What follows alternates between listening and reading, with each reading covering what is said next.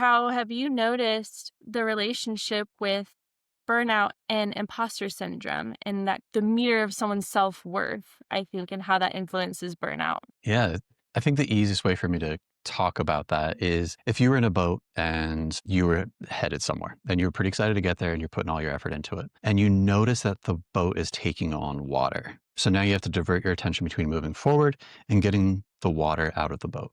But the hard part is while you're trying to do those two things and you're like, okay, can I arrive at my destination before the boat sinks? Oh, no, we have to. And then the whole time we're kind of ignoring the crack in the hull that's letting the water sink in the first place.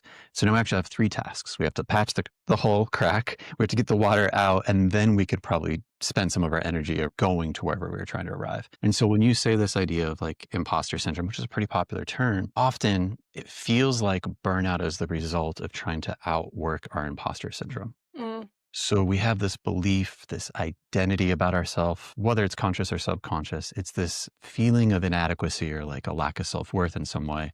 And then we use our effort to disprove that belief about ourselves. So if I have this idea that I'm not good enough, I'm not capable, I'm not smart, I'm not whatever the thing is, okay, great. And now I can do all these cool works and everyone's excited for me to work as hard as possible and they're all benefiting from it and appreciating it. And I feel good about that. But I have to do it at such a rate that it's unsustainable to try to create this evidence to counteract this belief that I have. And if I'm not consciously aware of that belief, it's like trying to get that buckets of water out of the boat and never patching that hole up. You are going to sink well before you ever arrive.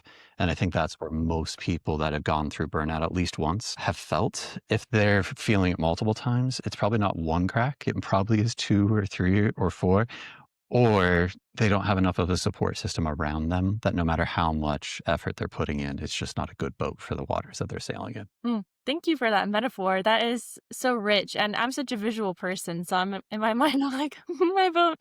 But yeah, I think gosh, it sounds like you were spying on me and my journey, what led me to my burnout experience that I described earlier, because that's exactly how it was where it was, yeah, just buckets, if not a spoon. I think bucket was generous. I think I just had some spoons. I was like, "Toss some water out," but, yeah, absolutely. I think that's such a great way to put it.